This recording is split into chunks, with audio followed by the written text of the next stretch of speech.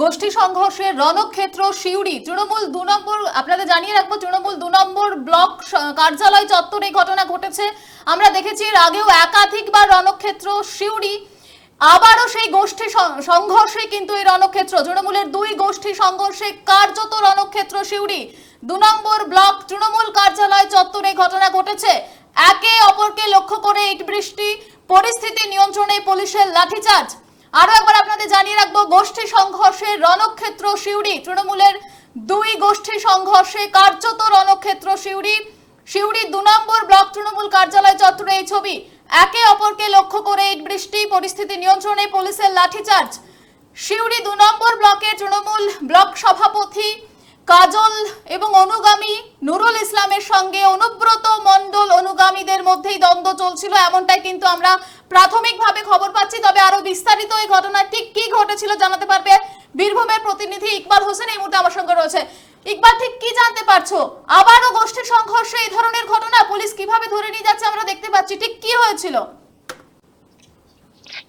দেখো, যে তুমি না বলে রাখি তোমাকে যে বীরভূমে একের পর এক গোষ্ঠীদ্বন্দ্বে রণক্ষেত্র নিচ্ছে বীরভূমের একাংশ এলাকা, তার মধ্যেই হচ্ছে সিউড়ি 2 নম্বর ব্লক তৃণমূল কার্যালয় চত্বর।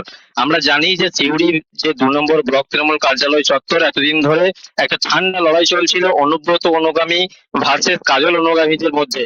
কারণ সিউড়ি 2 নম্বর ব্লক তৃণমূল সভাপতি নুরুল ইসলাম, তিনি ইতিমধ্যেই কাজল অনুগামী বলে পরিচিত এলাকায়, কিন্তু জানা যাচ্ছিল যে নুরুল ইসলামকে অনুব্রত মণ্ডলের অনুগামীরা দীর্ঘদিন ধরে তারা নাকি তৃণমূলের যে কার্যালয় রয়েছে সিউড়ি 2 নম্বর ব্লকে সেই কার্যালয়ে ঢুকতে দিচ্ছিল না। কারণ তারা নাকি অন্য একটা তালা মেরে দেয় সেই সিউড়ি 2 নম্বর তৃণমূল কার্যালয়ে, এবং তার ফলে এই সিউড়ি 2 নম্বর ব্লকের যে তৃণমূলের সভাপতি রয়েছে সে ঢুকতে পারছিল না নুরুল ইসলাম, কিন্তু সে কাজল অনুগামী বলে এলাকায় পরিচিত। জানা যাচ্ছে যে আজকে সেই নুরুল ইসলাম, যে সিউড়ি 2 নম্বর ব্লকের ব্লক সভাপতি, সে আজকে যখন যায় সেই তৃণমূল কার্যালয়, তখন তালা মারা থাকে, কিন্তু সেই তালা খুলে যখন সে ঢুকতে যায় তারপরে বচসা শুরু হয় দুপক্ষের মধ্যে। বচসা থেকে শুরু করতে করতে শুরু হয় এবং তারপরে ইট বৃষ্টি শুরু হয়। দুই পক্ষের মধ্যে ইট বৃষ্টি শুরু হয়। পুরো ঘটনাস্থলে পৌঁছায় সিউড়ি থানার পুলিশ বাহিনী, বিশাল পুলিশ বাহিনী এসে পরিস্থিতি এসে নিয়ন্ত্রণে আসে, এবং পরিস্থিতি এতটাই বেগতিক হয় যে পুলিশকে শেষ পর্যন্ত লাঠিচার্জ করতে বাধ্য হয়। এবং তারপরেই পুলিশের পক্ষ থেকে আমরা জানতে পারছি যে পরিস্থিতি এখন অনেকটাই নিয়ন্ত্রণে রয়েছে, কারণ পুলিশ ইতিমধ্যে লাঠিচার্জ করার পরে তারপরে পরিস্থিতি অনেকটা এই মুহূর্তে নিয়ন্ত্রণে রয়েছে। কারণ আমরা বারবার দেখতে পাই যে অনুব্রত মণ্ডল জেল থেকে ফিরে আসার পরেই কাজল অনুগামী এবং অনুব্রত মণ্ডলের অনুগামীদের মধ্যে একটা ঠান্ডা লড়াই প্রায় প্রত্যেকটি এলাকাতেই রয়েছে, এবং তারই একটা ঝলক দেখা গেল সিউড়ি 2 নম্বর ব্লক তৃণমূল কার্যালয় চত্বর। একদমই ইকবাল, পরিস্থিতি নিয়ন্ত্রণে থাকলেও আমরা দেখেছি বারংবার বীরভূম কিভাবে উত্তপ্ত হয়ে উঠেছে। সেই জায়গায় সিউড়ি আরো একটা পিক পয়েন্ট আমরা বলতে পারি বীরভূমের মধ্যে, এবং সেখানে বারংবার আমরা গোষ্ঠী সংঘর্ষ দেখেছি। এই মুহূর্তে দাঁড়িয়ে অনুব্রত মণ্ডল ফেরার পর থেকে আমরা দেখেছি সেটা কিন্তু আরো অনেকাংশে বৃদ্ধি পেয়েছে, এই গোষ্ঠী সংঘর্ষটাও অনেকাংশে বৃদ্ধি পেয়েছে। অনুব্রত আর কাজলের মধ্যে ঠান্ডা লড়াই চললেও কিন্তু তাদের অনুগামীদের মধ্যে কিন্তু এই একদম প্রকাশ্যে কিভাবে হাতাহাতির ছবিটা আমরা এই মুহূর্তে দেখতে পাচ্ছি। সামনে নির্বাচন রয়েছে, এটা তো তৃণমূলের ক্ষেত্রে একটা বিরাট বড় মাইনাস পয়েন্ট আমরা যদি বলি, কারণ নির্বাচনকে কেন্দ্র করে কিভাবে পরিস্থিতি সামাল দেওয়ার কথা ভাবছে তারা। দেখো, তো এটা একদমই এই বিষয়ে বলে রাখি যে অবশ্যই সামনে যেহেতু 26 সালে বিধানসভা নির্বাচন রয়েছে, সেই বিধানসভা নির্বাচনের আগে তৃণমূলের অন্দরের যে এই যে গোষ্ঠীদ্বন্দ্ব, তাতে অনেকটাই অস্বস্তিতে পড়েছে শাসক দল তৃণমূল কংগ্রেস। আর এই নিয়ে বিরোধীরা খোঁচা দিতে শুরু করেছে ইতিমধ্যেই।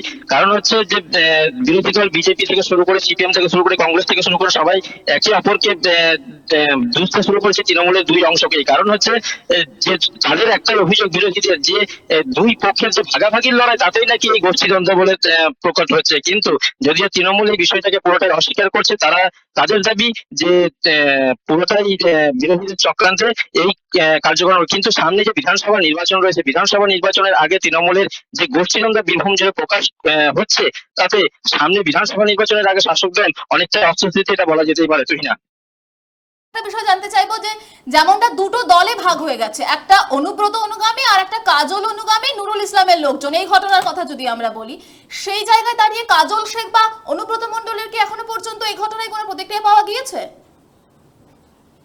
না দেখো তুই না এখনো পর্যন্ত কাজল শেখ বা অনুব্রত মন্ডল এখনো পর্যন্ত কোনো রিয়াকশন পাওয়া যায়নি। হ্যাঁ, কিন্তু তাদের পক্ষ থেকে আমরা আমাদের পক্ষ থেকে তাদেরকে যোগাযোগ করা হলেও এখনো পর্যন্ত কোনো সদুত্তর পাইনি আমরা, কারণ যোগাযোগ করা এখন পর্যন্ত সম্ভব হয়ে ওঠেনি। যদিও নুরুল ইসলামের দাবি যে দীর্ঘদিন ধরে সে তৃণমূল কার্যালয়ে ঢুকতে পারছিল না, তার নিজস্ব কার্যালয়ে তিনি ঢুকতে পারছিলেন না। তিনি সিউড়ি 2 নম্বর ব্লকের ব্লক সভাপতি রয়েছেন, কিন্তু তাকে দলের কাজকর্মের জন্য পার্টি অফিস অর্থাৎ তৃণমূল কার্যালয়ে যেতে হয়। কিন্তু তারপরে যেহেতু যেতে পারছিল না, সেহেতু তার অনুগামীরা নাকি আজকে তাকে বলে যে আমরা তৃণমূল কার্যালয়ে ঢুকতে পারছি না, আমরা যাব। তার পক্ষ থেকেই তার যে অনুগামী মানে অর্থাৎ নুরুল ইসলামের যে অনুগামীরা রয়েছে, তারা যখন আজকে সেই জায়গায় প্রবেশ করতে যায় তৃণমূল কার্যালয়ে, তখনই দুই পক্ষের মধ্যে থেকে বচসা শুরু হয় এবং বচসা শুরু হতে হতে এমন পর্যায়ে পৌঁছায় যে ইট বৃষ্টি সামাল দিতে পুলিশকে আজকে লাঠিচার্জ করতে হয়, কারণ পুলিশের পক্ষ থেকে এমনিতে অনেকজনকে আটক করা হয়েছে। পরিস্থিতি এখনো পর্যন্ত অনেকটা নিয়ন্ত্রণে। তুই না তুমি ঘটনার দিকে নজর রাখো ইকবাল, আপাতত তোমাকে ধন্যবাদ জানাচ্ছি। আরো একবার আপনাদের জানিয়ে রাখি, গোষ্ঠী সংঘর্ষে যেমনটা আমাদের প্রতিনিধি জানাচ্ছিলেন যে রণক্ষেত্র একদম শিউরি দুটো গোষ্ঠী ভাগ হয়ে গেছে। একটা গোষ্ঠী তারা অনুব্রত অনুগামী, আর একটা গোষ্ঠী কাজল অনুগামী, নুরুল ইসলামের লোক, এমনটাই কিন্তু খবর পাওয়া যাচ্ছে। এবং তাদের দুজনের মধ্যেই এই হাতাহাতিটা, এই দুটো দলের অনুগামীদের মধ্যেই হাতাহাতিটা, এবং পরিস্থিতি নিয়ন্ত্রণে কিন্তু পুলিশকে লাঠিচার্জ পর্যন্ত করতে হয়। অনেককে নিয়ে যাওয়া হয়েছে, তুলে নিয়ে যাওয়া হয়েছে, সেই ছবিও আপনাদের দেখাচ্ছি। ঠিক কি ঘটনা ঘটেছিল অনুব্রত অনুগামীদের মুখ থেকে শুনবো, বক্তব্য দিয়েছেন তারা, দেখুন কি বলছেন। আমরা যেমন প্রতিদিন পার্টি অফিস আসি, সেরকম আমরা পার্টি অফিসে এসেছি আজকে সকালে। আমরা কোনো লোকজন ডাকি নাই, কিচ্ছু নাই।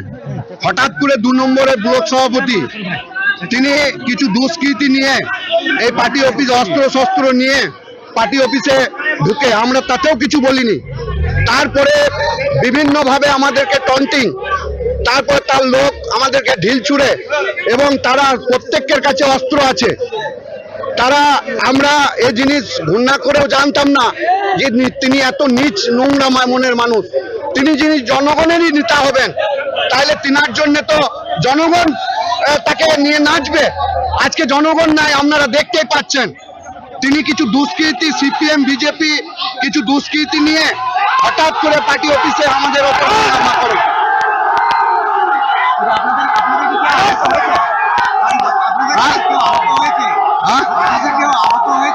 এই মুহূর্তে আমি বলতে পারছি না, তবে অনেকেই আহত হয়েছে। হ্যাঁ, প্রচুর ঢিল ছুঁড়েছে। হ্যাঁ, যদি রাজু মুখার্জি অবিনাশপুর অঞ্চল সভাপতি, তার কাছে 2টো মেশিন আছে। কানু বাগচি, তার কাছে অস্ত্র আছে। এমনকি ডালিম, তার কাছে অস্ত্র আছে। পুলিশের ওপর আমাদের ভরসা আছে। আমার নাম অনুব্রত অনুগামীদের বক্তব্য আপনাদের শোনাচ্ছিলাম। তাদের অভিযোগ অস্ত্র আছে, কিভাবে তাদের উপর অ্যাটাক করা হচ্ছে।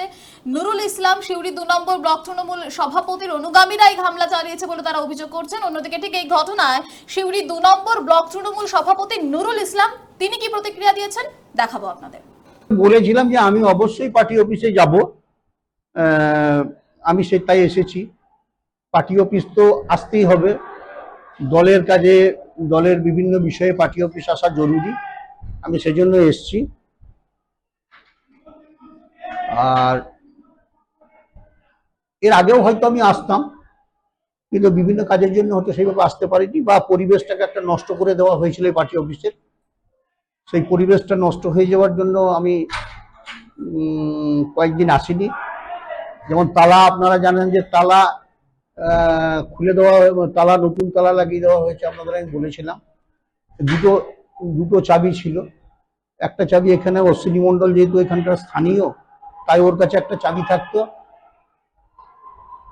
থাকতো, আবার একটা চাবি আমাদের কাছেও থাকতো। রং, কোনো তালা নষ্ট হয়নি, একদম লাগিয়ে দেওয়া হয়েছে।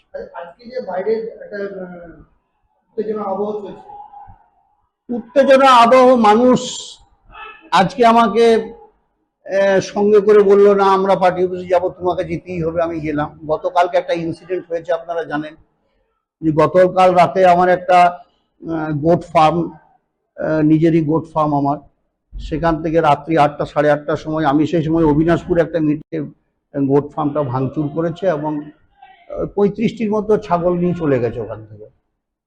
শুনে খুব খারাপ লাগলো। আমি রাজনৈতিক জীবনে গোট ফার্মটা আমার হ্যাঁ হ্যাঁ ভাঙচুর করেছে এই যে বকুল বলে যে ছেলেটি আছে তার নেতৃত্বে কিছু লোকজন এই ভাঙচুরটা করেছে এবং লুট করে নিয়ে চলে গেছে। সিউড়ি 2 নম্বর ব্লক তৃণমূল সভাপতি নুরুল ইসলামের বক্তব্য আপনাদের শোনাচ্ছিলাম, যে আসলে কাজল শেখের অনুগামী বলেই কিন্তু পরিচিত।